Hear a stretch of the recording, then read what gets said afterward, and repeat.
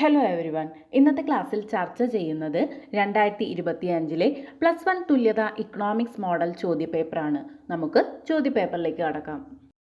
1 മുതൽ 10 വരെയുള്ള ചോദ്യങ്ങളിൽ ഏതെങ്കിലും 8 എണ്ണത്തിന് ഉത്തരം എഴുതുക. ഒരു സ്കോർ വീതം.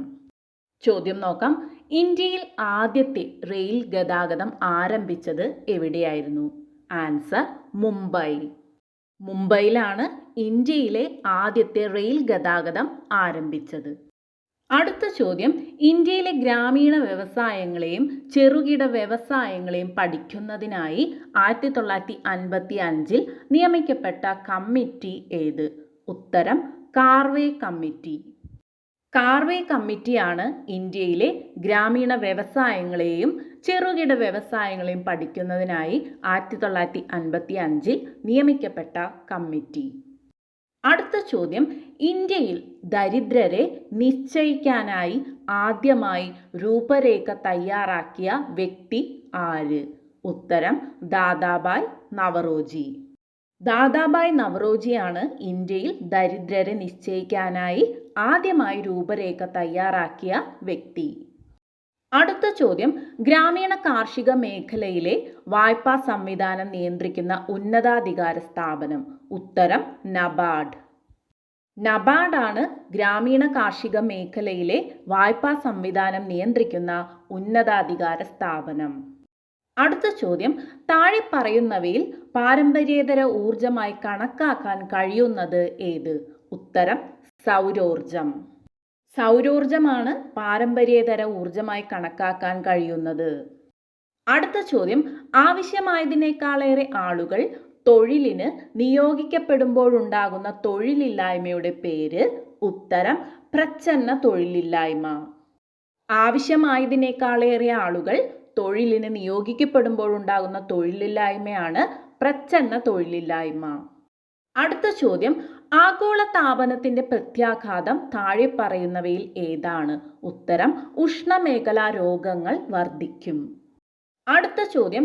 യഥാർത്ഥ സർവേ നടത്തുന്നതിന് മുൻപുള്ള പരീക്ഷണ സർവേ ഏതു പേരിലാണ് അറിയപ്പെടുന്നത്? ഉത്തരം പൈലറ്റ് സർവേ. യഥാർത്ഥ സർവേ നടത്തുന്നതിന് മുൻപുള്ള പരീക്ഷണ സർവേ ആണ് പൈലറ്റ് സർവേ. അടുത്ത ചോദ്യം. സാമൂഹ്യ സ്ഥിതി, ഭൗതിക സ്ഥിതി, ദേശീയത മുതലായവയുടെ അടിസ്ഥാനത്തിൽ ദത്തങ്ങളെ വർഗീകരിക്കുന്നത്?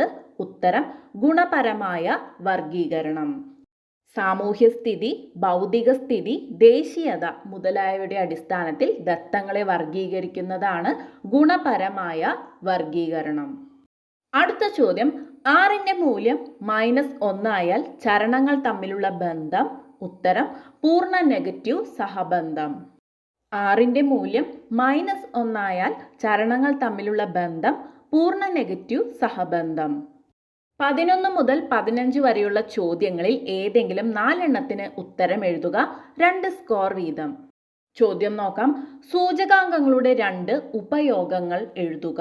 അടുത്ത ചോദ്യം. പ്രോജക്റ്റ് തയ്യാറാക്കുന്നതിനുള്ള ഘടകങ്ങൾ ഏവ? അടുത്ത ചോദ്യം. സന്തതചരവും അസന്തതചരവും തമ്മിലുള്ള വ്യത്യാസം എന്ത്? അടുത്ത ചോദ്യം. മുതലാളിത്ത സമ്പദ് വ്യവസ്ഥയും സോഷ്യലിസ്റ്റ് സമ്പദ് വ്യവസ്ഥയും തമ്മിലുള്ള വ്യത്യാസങ്ങൾ എഴുതുക. അടുത്ത ചോദ്യം. 1991 സാമ്പത്തിക പരിഷ്കാരങ്ങൾ മൂലം ഇന്ത്യയിലുണ്ടായ 2 പ്രധാനപ്പെട്ട മാറ്റങ്ങൾ എഴുതുക. 16 മുതൽ 20 വരെയുള്ള ചോദ്യങ്ങളിൽ ഏതെങ്കിലും 4 എണ്ണത്തിന് ഉത്തരം എഴുതുക. 3 സ്കോർ വീതം. ചോദ്യം നോക്കാം. ബ്രിട്ടീഷ് ഭരണകാലത്ത് ഇന്ത്യൻ കാർഷിക മേഖല സ്തംഭനാവസ്ഥയിലാകുവാൻ കാരണമെന്ത്? അടുത്ത ചോദ്യം. ഇന്ത്യൻ സാമ്പത്തികാസൂത്രണത്തിന്റെ ലക്ഷ്യങ്ങൾ എന്തായിരുന്നു? അടുത്ത ചോദ്യം. ഒരു പട്ടികയുടെ പ്രധാന ഭാഗങ്ങൾ ഏവ? അടുത്ത ചോദ്യം. സൂചകാങ്കങ്ങൾ നിർമ്മിക്കുമ്പോഴുള്ള പ്രധാന പ്രശ്നങ്ങൾ ഏവ? അടുത്ത ചോദ്യം. ഒരു നല്ല ചോദ്യാവലിയുടെ ഏതെങ്കിലും 3 ഗുണങ്ങൾ എഴുതുക. 21 മുതൽ 25 വരെയുള്ള ചോദ്യങ്ങളിൽ ഏതെങ്കിലും 4 എണ്ണത്തിന് ഉത്തരം എഴുതുക. 4 സ്കോർ വീതം. ചോദ്യം നോക്കാം. കാർഷിക മേഖലയിൽ ഉൽപാദനക്ഷമത വർദ്ധിപ്പിക്കുന്നതിനായി ആവിഷ്കരിക്കപ്പെട്ട ഒരു ബൃഹത് സംരംഭമാണ് ഹരിത വിപ്ലവം. ഹരിത വിപ്ലവത്തിന്റെ 2 ഗുണങ്ങൾ എഴുതുക. ഹരിത വിപ്ലവത്തെ വിമർശനാത്മകമായി വിലയിരുത്തുക. അടുത്ത ചോദ്യം 1991 ഇന്ത്യ പുത്തൻ സാമ്പത്തിക നയങ്ങളിലേക്ക് ചുവട് വയ്ക്കാനുണ്ടായ സാഹചര്യം വ്യക്തമാക്കുക. പുത്തൻ സാമ്പത്തിക നയത്തിന്റെ ഫലമായി കാർഷിക മേഖലയ്ക്ക് അഭിമുഖീകരിക്കേണ്ടി വന്ന പ്രശ്നങ്ങൾ ഏവ? അടുത്ത ചോദ്യം ഇന്ത്യയിലെ 2 സവിശേഷതകൾ എഴുതുക. ദാരിദ്ര്യരേഖ എന്തെന്ന് വ്യക്തമാക്കുക. ഇന്ത്യയിൽ ദാരിദ്ര്യത്തിന്റെ ഏതെങ്കിലും 4 കാരണങ്ങൾ എഴുതുക. അടുത്ത ചോദ്യം താഴെ തന്നിരിക്കുന്ന പട്ടിക ഉപയോഗിച്ച് സിമ്പിൾ അഗ്രഗേറ്റീവ് വില സൂചിക കണ്ടെത്തുക. ഇതേ പട്ടിക ഉപയോഗിച്ച് സിമ്പിൾ ശരാശരി ആപേക്ഷിക വില സൂചിക കണക്കാക്കുക. അടുത്ത ചോദ്യം ഇന്ത്യയിലെ പ്രധാന ഊർജ സ്രോതസ്സുകൾ ഏതെല്ലാം? ഊർജ മേഖലയിലെ പ്രധാന വെല്ലുവിളികൾ ഏവ? 26 മുതൽ 30 വരെയുള്ള ചോദ്യങ്ങളിൽ ഏതെങ്കിലും 4 എണ്ണത്തിന് ഉത്തരം എഴുതുക. 5 സ്കോർ വീതം. ചോദ്യം നോക്കാം. ഇന്ത്യ, ചൈന, പാകിസ്ഥാൻ എന്നീ രാജ്യങ്ങളുടെ വികസന തന്ത്രങ്ങൾ താരതമ്യം ചെയ്യുക. അടുത്ത ചോദ്യം ദത്തങ്ങൾ ശേഖരിക്കുന്നതിനുള്ള പ്രധാന ഉറവിടങ്ങൾ ഏതെല്ലാം? ചോദ്യാവലി തയ്യാറാക്കുമ്പോൾ ശ്രദ്ധിക്കേണ്ട കാര്യങ്ങൾ എന്തെല്ലാം? വ്യക്തികളുമായുള്ള അഭിമുഖ രീതിയുടെ 2 ഗുണങ്ങളും 2 ദോഷങ്ങളും എഴുതുക. അടുത്ത ചോദ്യം ബാർ ഡയഗ്രവും ഹിസ്റ്റോഗ്രാമും തമ്മിലുള്ള 2 വ്യത്യാസങ്ങൾ എഴുതുക. താഴെ തന്നിരിക്കുന്ന ദത്തങ്ങൾ ഉപയോഗിച്ച് ഹിസ്റ്റോഗ്രാം വരച്ച് മോഡ് കണ്ടെത്തുക. അടുത്ത ചോദ്യം ഒരു ക്ലാസ് പരീക്ഷയിൽ 40 കുട്ടികൾക്ക് സാമ്പത്തിക ശാസ്ത്രത്തിൽ ലഭിച്ച മാർക്ക് ചുവടെ തന്നിരിക്കുന്നു. ക്ലാസ് ഇന്റർവെൽ 10 വരുന്ന വിധത്തിൽ ആവൃത്തി വിതരണം നിർമ്മിക്കുക. അടുത്ത ചോദ്യം മനുഷ്യ മൂലധനത്തിന്റെ പ്രധാന ഉറവിടങ്ങൾ ഏവ?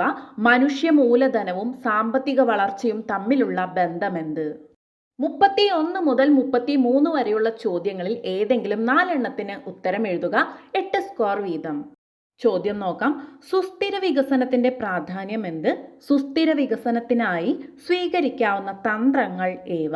പരിസ്ഥിതി പ്രശ്നങ്ങളിൽ മുൻഗണന നൽകി പരിഹരിക്കേണ്ട പ്രശ്നങ്ങൾ ഏതെല്ലാം?